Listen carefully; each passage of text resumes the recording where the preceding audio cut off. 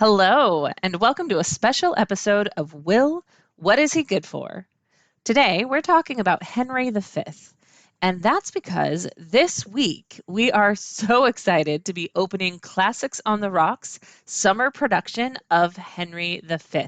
So we thought we would sit down and talk about it. I'm Sharon Stevens, and I'm the managing director of Classics on the Rocks. And with me today is William Downs. I am the artistic director of Classics on the Rocks, as well as the director of Henry V. fantastic. I'm so excited to have you share with the world your thoughts about this lovely, not so little play. So let's just dive right on in. Why Henry and why now? First of all, in general, I love Shakespeare's histories. They're so interesting. They're epic. They're intimate, all at the same time. So for that, I just love histories. For Henry specifically, I think it's one of the more accessible of the history plays. The story is kind of self-contained, where it's not something like Henry IV or Richard II or anything like that, where you're just so lost if you don't have a master's degree in English history. But also with Henry, because we're coming up on Classics on the Rocks, this is our 10-year anniversary. One of the big things in Henry that kind of has stuck out to me in this time as I'm thinking about the last 10 years of Classics on the Rocks is Henry is sort of like the sum of all of his characters and all of the people that surround him. He becomes and learns how to become the king and the leader through all of the different characters in the play. And there's something that really resonated with me thinking about Classics on the Rocks, where it was just we've worked with so many wonderful actors and we've learned so many different things from them and just watching them work that it kind of feels right, I guess, is my short answer for why Henry, why now in terms of Classics on the Rocks. If we're looking at Henry as a play, we're talking about the different families that you have over the course of your life and discovering who you are. As again, another one of those big themes that Henry has.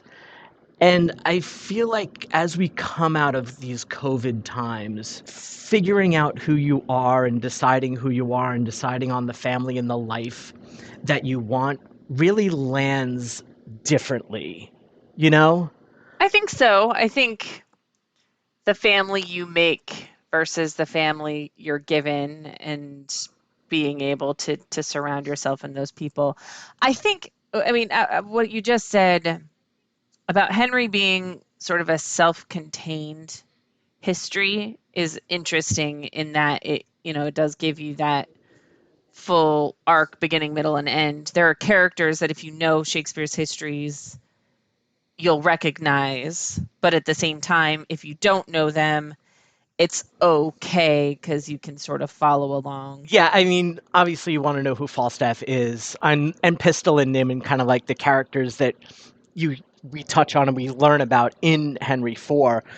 But even if you're coming into it, it's the play is done very well in the sense that you understand that this person, this Falstaff, was an important part of Henry's life, and same thing with Pistol, who has a beautiful scene with Henry. That you get the sense from the language and from the text that they had history. Whether or not you've read 4.1 and 4.2 to understand the full scope of that history is sort of an Easter egg, but you get the feeling through the text that no, these are important people in Henry's life. Right. I think the characters that we get to see in Henry V are the characters who make up that patchwork quilt of who Henry is. So to touch on what you were saying about it being the family you choose versus the family you're given, the characters that you see throughout Henry V are the people from Henry's past and his present that have made him who he is today, which is something that is very relatable right now in that, from Classics on the Rocks, our history, we've been doing this for 10 years. We are nothing without the people who've made us who we are and have got us, everything the way we do our productions and the stripped down style, everything else that we'll probably talk about in a minute. And then also just people in general, I think we value following, the last 3 years of pandemic life and such, we value relationships in a way that is different than it used to. So I think that makes a lot of sense. Exactly. All right. If you could, I'm going to jump into our next couple of questions in a second. If you could summarize the plot of Henry V in 45 seconds or less, how would you describe it? Okay, 45 seconds or less. Henry V is about Henry learning how to embrace who he is, who he was, and becoming the king that we know, highlighted by some of his major victories, military victories in France. Perfect. Yeah. I mean, that's the nutshell version, right? So you've got Henry, somebody somebody convinces him he should go to war. He manages to go to war. He manages to win the war. The end. Epic battle. And there's some life lessons along the way. Basically, yes. And a whole lot of French. 2 whole scenes in French. So tell me a little bit about what the process has been like for rehearsing this play. Sure. It's fast and furious. So we typically rehearse for about 6 weeks. So it's really just enough time to stage the scenes, making sure the actors know where they're entering, where they're exiting, and then we kind of get into the run-throughs and the performances. So we really focus on what's in the text and just tell the story as honestly as we can through that text. In general, I also like to work in a way that's similar to what Shakespeare might have worked with. That's referred to as original practices. I focus mainly on the use of the first folio and how to incorporate how Shakespeare uses his language, because he really does lay out the groundwork for all of the work that you're doing on stage can kind of be looked at through that lens and just, oh yeah, no, that makes total sense because that's what Shakespeare asked me to do. Cool. So Classics on the Rocks has a very stripped down aesthetic, the idea being that just like whiskey doesn't need anything more than rocks to tame its bite, Shakespeare doesn't need anything more than the actors and the text, because Shakespeare is his text. And Mm. you just have to have actors and a nice white space and people who know what they're doing with the words to tell the story convincingly, effectively, etc. So there's no fancy sets or props or costumes or crazy concepts. We don't set it out in space or in any specific time period, letting the story sing on its own. How, with a history play where it is an epic tale, how does Classics on the Rocks aesthetic work with a play of this magnitude? Well, that's the beauty of Henry V. It really does set things up well to be like, we can do this stripped down. We can do it with actors and a couple of acting blocks because we've got that chorus character who does a really good job of setting up the scenes, but also setting the audience's expectations of, okay, you're going to need to imagine some of the things here. The chorus has that line, piece out our imperfections with your thoughts. So right at the top, we're basically saying to the audience, we're going to give you as much as we can, but you got to use some of your imagination, and we will help you do that. We'll bring you into the scene by directly addressing you and kind of like talking to you as a whole, not ignoring you. Like, we know you're there. So when we talk about lords, you're going to be our lords. When we're talking to soldiers, we're going to talk to you as the soldiers. So yeah, we set the scene. You see who these characters are through what we do, but again, like the audience, we ask the audience to use their imagination, and that's already written into the play, and that's really on brand for Classics on the Rocks. It's kind of an interesting device. Are there any other Shakespeare plays that use a chorus narrator character in this way? I mean, obviously, all of his plays, most of them at least, have that prologue, epilogue, sometimes done by sort of an outside character, but they're usually that character is woven in through the play or they put on a different hat or whatever it is. Are there others that use this particular device of just sort of direct address, come with me now kind of a storyteller?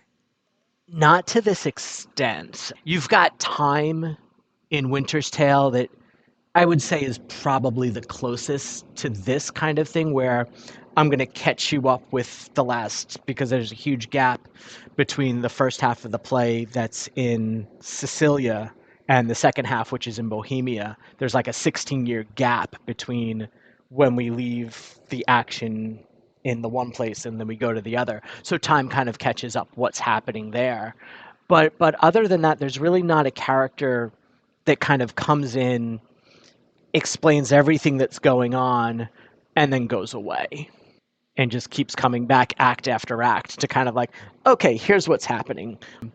Yeah, time definitely is. I'd forgotten about time, but yeah, time is definitely a good one in terms of that similarity because you've got that whole, chorus has a line about jumping o'er times, turning the accomplishment of many years into an hourglass, and that consistent reminding of people being like, okay, time is passing. This is not like your typical, comedy that happens over the course of 3 days. Like this is years and years of warfare that are happening, and we're just going to show you bits and pieces along the way. So come with me now on this journey. Yeah, yeah, it's basically Henry V's greatest hits. Scrolling through the like Spark Notes version of Henry V's life. Well, is there anything else that you'd like to share about Henry V? I mean, just that it's a beautiful play. I love it to death. This cast is absolutely amazing. All of the actors are doing ridiculous amounts of work. I never knew how funny a history could actually be until you see some of our actors. I mean, side characters in Shakespeare tend to make or break the play, and I think that that is something that's coming together in this particular production so well is the way the different side characters make up that patchwork quilt of who Henry is at the pinnacle of this entire story at the end of the day. Absolutely. Yeah, yeah. I mean, again, at the end of the day, this play is about the patchwork life, the patchwork people that Henry has kind of quilted together to help him figure out who he is and how he can become the person that he needs to be. Awesome. Well, I hope everyone's enjoyed hearing our quick little overview of Henry V, and we hope you'll be able to come and join us this week. Henry V will run Thursday through Saturday, July 20th, 21st, and 22nd at Alchemical Studios in New York City on 50th West 17th Street. Tickets are $25. They can be purchased online or at the door. For more information, go to www.classicsontheRocks.org. You'll be able to find the link for tickets. You'll find any additional information you need and anything else you might want to know about Classics on the Rocks as well. So we hope you all enjoyed our quick little overview. Thank you all so much for tuning in. We'll see you next time, and we hope to see you at the show.